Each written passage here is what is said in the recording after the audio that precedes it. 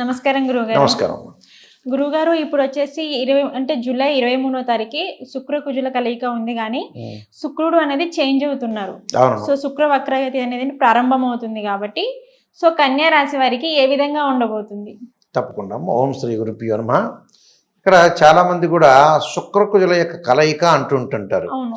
అది శుక్రుడు కుజుడు ట్రాన్సిట్ సిస్టమ్ ప్రకారంగా రెండు గ్రహాలని విడివిడిగానే చెప్పాలి ఫలితాంశాలు.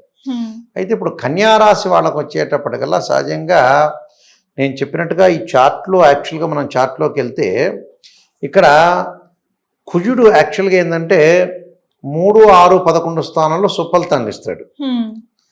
శుక్రుడు వచ్చేటప్పుడు 1, 2, 4, 5, 8, 9, 11 స్థానాలు సుఫలితాన్ని ఇస్తాడు. కన్యారాశి ఎక్కడ ఉంటుందంటే ఇక్కడ ఉంటుంది. అంటే కన్యారాశి నుంచి శుక్రుడు కుజుడు 12వ స్థానానికి ఏర్పడతాడు. అంటే 12వ స్థానంలో ఏర్పడటం వల్ల ఎలాంటి ఫలితాలు జరుగుతాయి అని చూస్తే శుక్రుడు రెట్రోగ్రేడ్ అయ్యాడు, వక్రగతి పొందాడు. వక్రగతి పొందితే ఏమవుతుందంటే వెనక స్పర్శ తగులుతుంది అని అర్థం. అంటే శుక్రుడు యాక్చువల్లీ ఏదంటే కన్యారాశి వాళ్ళకి శుక్రుడు కుజులు 12వ స్థానం ద్వాదశంలో ఉండటం మంచిది కాదు.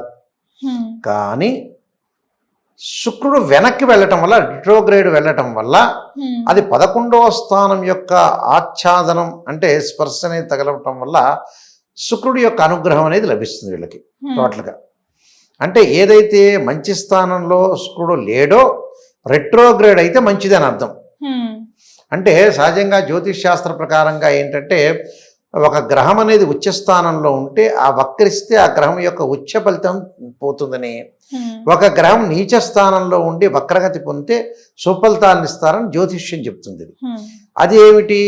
అది బర్త్ చార్ట్ని బట్టి అకార్డింగ్ టు బర్త్ చార్ట్ ఈ ట్రాన్సిట్ సిస్టంలో కూడా ఈ మోడల్లో వర్తిస్తుంది. అయితే శుక్రుడు వక్రగతి పొందటం వల్ల కొంత మేలు జరుగుతుంది వీళ్ళకి, కన్యారాశి వాళ్ళకి. అంటే వివాహ సంబంధాలు గతంలో ఏదైతే దగ్గరకు వచ్చి వెనక్కి వెళుతున్నాయో అలాంటివన్నీ కూడా మంచి సంబంధం, అనుకున్న వ్యక్తులతోటి ప్రయాణం, అలానే ఐశ్వర్యం కలగటం, అలానే వ్యాపారపరంగా డెవలప్మెంట్స్ కనపడటం, వృద్ధి చెందే అవకాశాలు ఉంటాయి. అలానే ప్రతి దానిలో కూడా కొంత మార్పు చేంజ్ అయ్యే అవకాశాలు ఎక్కువగా ఉంటాయి. అంటే వృత్తిరీత్యా మార్పు జరుగుతుంది, ప్రతి దానిలో కూడా కొన్ని మార్పులు జరిగి వాళ్ళకి శుక్రుడి యొక్క అనుగ్రహం అనేది ఖచ్చితంగా ఉంటుంది. అంటే బంగారు ఆభరణాలు కొనటం ఇలాంటివన్నీ కూడా శుక్రుడు సంబంధించిన కొన్ని కారకత్వాలు ఉంటాయి. వివాహాలు, బంగారు ఆభరణాలు, జెమ్ స్టోన్స్, అలానే ఐశ్వర్యము అంటే మనీ పర్పస్గా ఇలాంటివన్నీ కూడా కొన్ని శుక్రుడు కళత్రకారకుడు అంటారు. అంటే మ్యారిటల్ స్టేటస్ని రిప్రజెంటివ్ చేసే ప్లానెట్ వీనస్ ప్లానెట్. ఆ వీనస్ ప్లానెట్ మనకి 11వ స్థానం వైపు చూడటం వల్ల ఈ కన్యారాశి వాళ్ళకి అనుకూలమైన ఫలితాలు జరుగుతాయి, నో డౌట్ ఇట్. అందువల్ల వీళ్ళకి ప్రతి పనిలో కూడా ఆటంకం లేకుండా ముందుకు వెళ్ళటం, ఐశ్వర్యం కానీ, ప్రొఫెషనల్ పరంగా కానీ, జాబ్ పరంగా కానీ అన్ని వాళ్ళ యొక్క కోరికలు ఉంటాయి, డిజైర్, అవన్నీ కూడా తీరే అవకాశాలు ఎక్కువగా ఉంటాయి. అంటే శుక్రుడు పాజిటివ్ రిజల్ట్స్ ఇస్తాడు. కానీ బట్ 12వ స్థానంలో కుజుడు వల్ల ఆరోగ్యపరంగా, హెల్త్ పరంగా జాగ్రత్త ఉండాలి ద్వాదశంలో. అంటే ఏదన్నా సరే ఇల్లు కన్స్ట్రక్షన్ కానీ, నిర్మాణం కానీ, అగ్రికల్చర్ ల్యాండ్ కానీ ఇవన్నీ కొన్ని బ్రేక్ అవుతుంటాయి, దగ్గరికి వచ్చినట్టు వచ్చి వెనక్కి వెళ్తూ ఉంటాయి.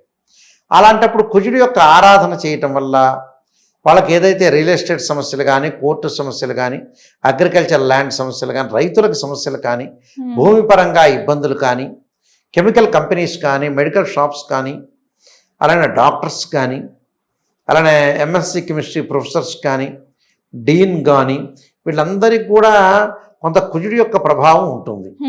కుజుడి యొక్క ప్రభావం తగ్గాలంటే మనం కుజుడిని ప్రసన్నం చేసుకోవాలి. ప్రసన్నం చేసుకోవాలంటే ఏమిటి? కుజుడికి అధిదేవత ప్రత్యదేవతలు ఉంటారు, వాళ్ళని ప్రసన్నం చేసుకోవాలి. అంటే సహజంగా ఏమిటంటే కుజుడు యొక్క అంటే మనం కుజుడు అధిదేవత ప్రత్యదేవతను ప్రసన్నం చేసుకోవటం అంటే క్షేత్రపాలకుడిని ప్రసన్నం చేసుకోవటం, అలానే కొంచెం ఇంటిలో భూసూక్త పారాయణం చేయటం. అంటే భూసూక్తంతో పారాయణం చేస్తారు. అంటే అధిదేవత ప్రత్యదేవతల్ని మనం జాగ్రత్తగా పూజ చేయాలి. అలానే మెయిన్ ముఖ్యంగా ఈ భూసూక్త పారాయణంతో పాటు వీళ్ళు తప్పకుండా మణిద్వీప పారాయణం చేయాలి గృహయోగం కలగటానికి. మణిదీప పారాయణం చేయటం వల్ల కూడా కుజుడి యొక్క బాగలేదు కాబట్టి ఇల్లు కొనుగోలు చేసే అవకాశాలు బాగా ఎక్కువ ఉంటాయి. అంటే కుజుడి యొక్క దోషం పోవటానికి, అంటే తత్పురుషాయ విద్య మహాసేనాయ ధీమే తన్నో షణ్ముఖ ప్రచోదయాత్ అనే మంత్రాన్ని, అంగారకాయ విద్య శక్తి అస్తాయ ధీమే తన్నో భౌమ ప్రచోదయాత్ అని మణిదీప పారాయణం చేయటం ఒకటి, భూసూక్త పారాయణం చేయటం వల్ల కూడా చాలా అనుకూలమైన పద్ధతులు రిజల్ట్స్ వచ్చే అవకాశం ఖచ్చితంగా ఉంటుంది. ఎక్కడైతే మనం ప్రాబ్లం అనేది ఒకటి ఉంటుందో దాన్ని రెక్టిఫికేషన్ చేసుకోవటం చాలా ఇంపార్టెంట్.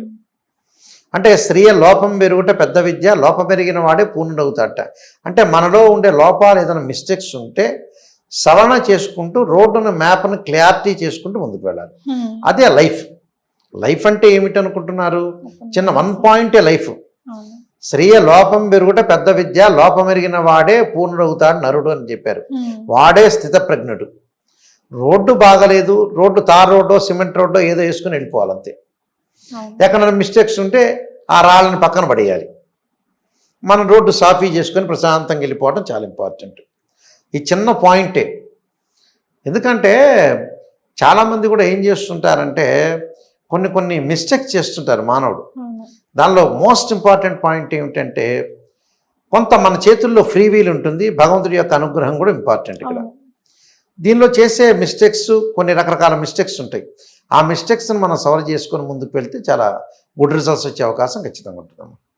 ఓకే గురుగారు, ఈ రాశి వాళ్ళు ఏ విధమైన పరిహారాలు చేసుకోవాలనేసి అంటే నేను ఇందాక చెప్పినట్టుగా మణిదీప పారాయణం ఒకటి, అంగార కూడా స్తోత్రాలు, అలానే కందులు దానం ఇవ్వటం, ఎర్రబట్ట దానం ఇవ్వటం, అలానే ఎర్రని పండ్లు దానం చేయటం, అలానే ఎర్రని సంబంధించిన బట్టలు దానం చేయటం వల్ల కూడా చాలా మంచి ఫలితాలు వచ్చే అవకాశం ఖచ్చితంగా ఉంటుంది. ఓకే గురుగారు, మేము అడిగిన వాటికి మాకు చాలా చక్కగా వివరించారు. ధన్యవాదాలు గురుగారు. నమస్కారం.